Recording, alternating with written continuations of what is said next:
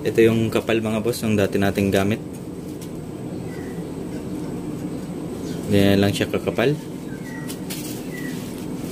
At itong bago is sobrang kapal. Ayan mga boss, kita nyo naman. Sobrang kapal niya. Good day mga boss, welcome na naman dito sa ating panibagong video. For today's video mga boss, mag-upgrade na pala tayo ng alley gas tank ni Yuri.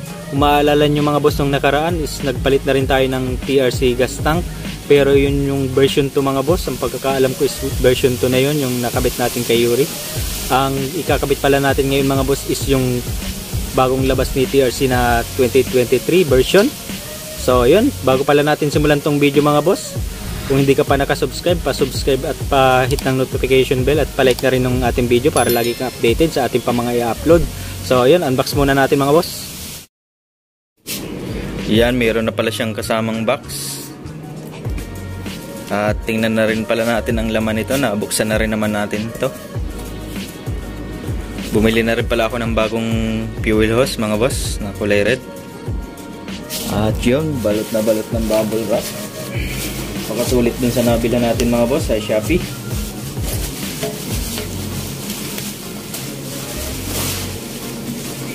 Meron na rin pala siyang kasamang spacer mga boss dito. Para dito yan. At yung kanyang detalye. Napakaganda.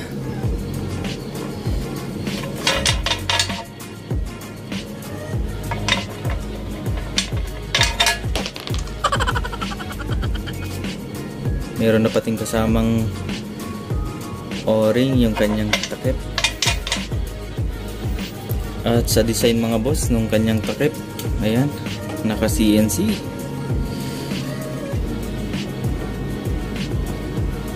At kung mapapansin nyo mga boss, sobrang kapal niya. Ayan, makapal. Parang 3mm ang kapal.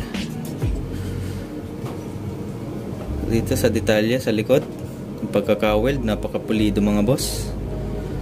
At isa talaga sa nagustuhan ko itong kanyang TRC na nakatatak. Hindi na kailangan mag-sticker para makilala na TRC. Paganda ng detalye.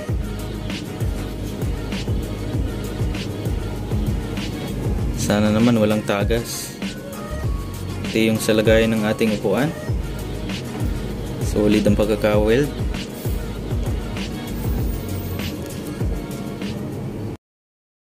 Tatanggalin pala muna natin mga boss yung ating mga dapat tanggalin, tulad ng ating flat set, tapos yung ating back bearings. Tapos papakita ko sa inyo kung anong ginawa natin dito sa ating unang TRC gas tank.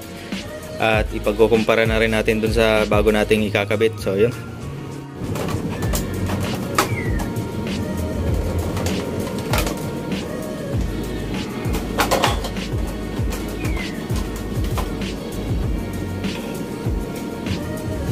Iyon mga boss, bali na baklas na rin pala natin yung back bearings, tapos yung kanyang flat set.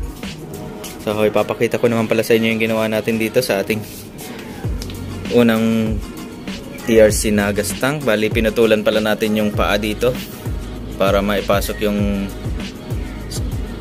lagayan ng bolts mga boss. Ayan, tapos dito nagputol din tayo dito. Ayan, fit na fit siya. So marami pala tayong nagawa dito mga boss bago mapagkasya natin to. Kaya susubukan natin yung bagong gawa ni TRC na gas tank kung magiging plug and play lang ba siya.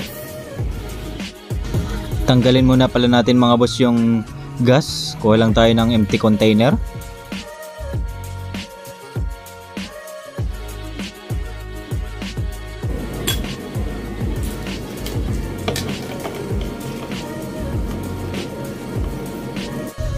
Pagkatapos natin ma-drain yung gas mga boss, tanggalin na rin natin yung 4 na bolts.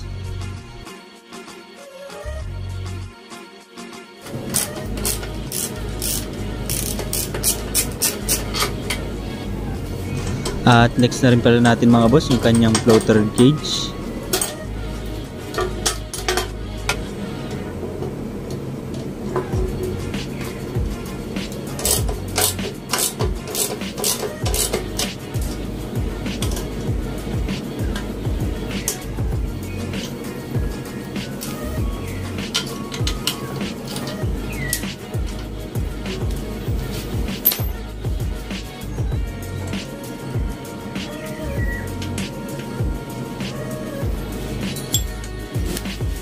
Ayan. Ito yung kapal mga boss ng dati nating gamit. Ganyan lang siya kakapal.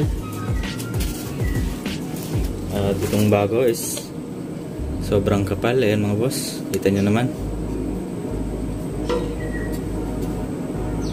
Sobrang kapal niya. At mas mabigat siya mga boss.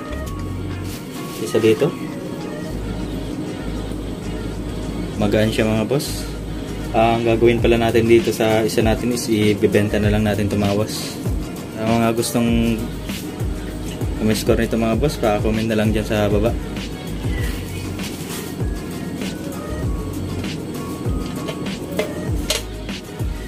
So ayan, kabit na rin natin ito mga boss. At abutin na rin tayo ng gabi. Bali, ilagay muna natin yung kanyang floater.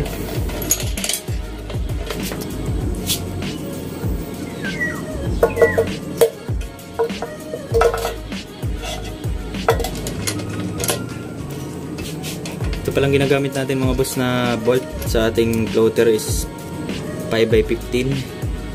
So hindi rin natin magagamit dito sa ating bagong tank kasi masyadong mahaba. Paputulin ko muna ito mga boss. Bali, kakabit muna natin is yung dati niyang kasama, temporary.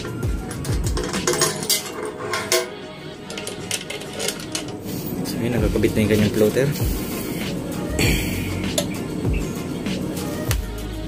Next naman natin is yung hose para hindi na tayo mahirapan dun pagkabit natin sa ilalim mga boss dito. Mas mahirap pa kasi magkabit pag dito pa natin ikakabit yung hose. So ikakabit muna natin doon. So yan mga boss, goods na. Bali nailagay na rin natin dito sa ating chassis. At nailagay na rin natin yung mga hose mga boss. Ayan, bali naglagay lang pala ako dito ng compressor hose sa may tank. Kasi hindi ko masya mga boss yung binili natin na kulay red.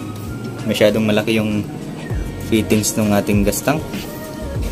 Ilagay ko muna mga boss yung mga bolts dito. Pala yung gamit nating bolts mga boss, CNC bolts.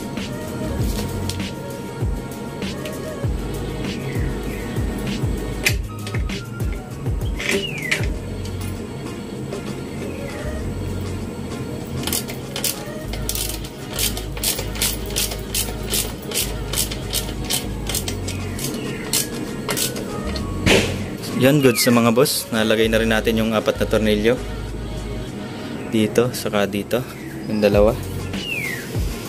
At wala na tayong tinabas mga boss. Bali, plug and play lang natin. Ayan.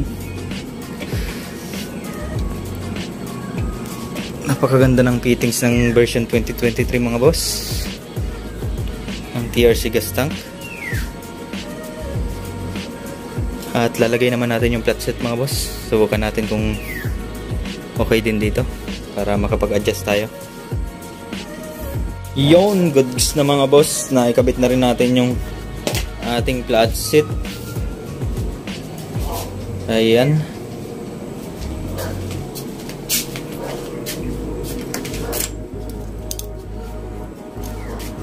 Goods na goods naman mga boss, pati yung ating flat set. Ayan, naglalak. At yung kanyang fittings, fitment check. Ayan.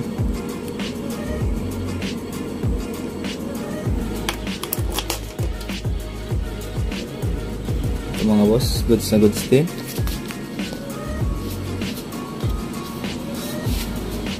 Paganda ng TRC. So ayan mga boss, ibabalik ko na lang pala yung mga pairings. So ayan mga boss, lagay na rin natin yung tinanggal natin na gas. Tingnan natin kung may tagas tong bagong TRC na to.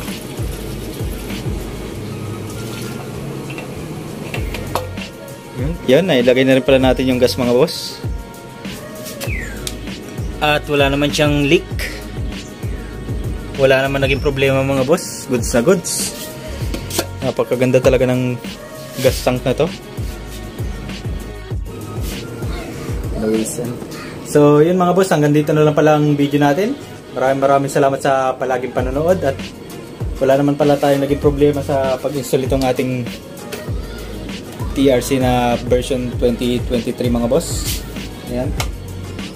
Papogi. At sa mga gusto pala mga boss mabili nitong ating pinagpalitan na version 2. Ayan.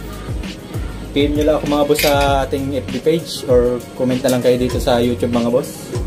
Maganda dito mga boss sa gas tank na to is wala na kayong tatabasin. Ayan, natabas ko na mga boss at plug and play nyo na lang to sa inyong mga rider. So yun, ilalabas pala natin si Yuri mga boss. Kukunan natin ang kapiratong montage.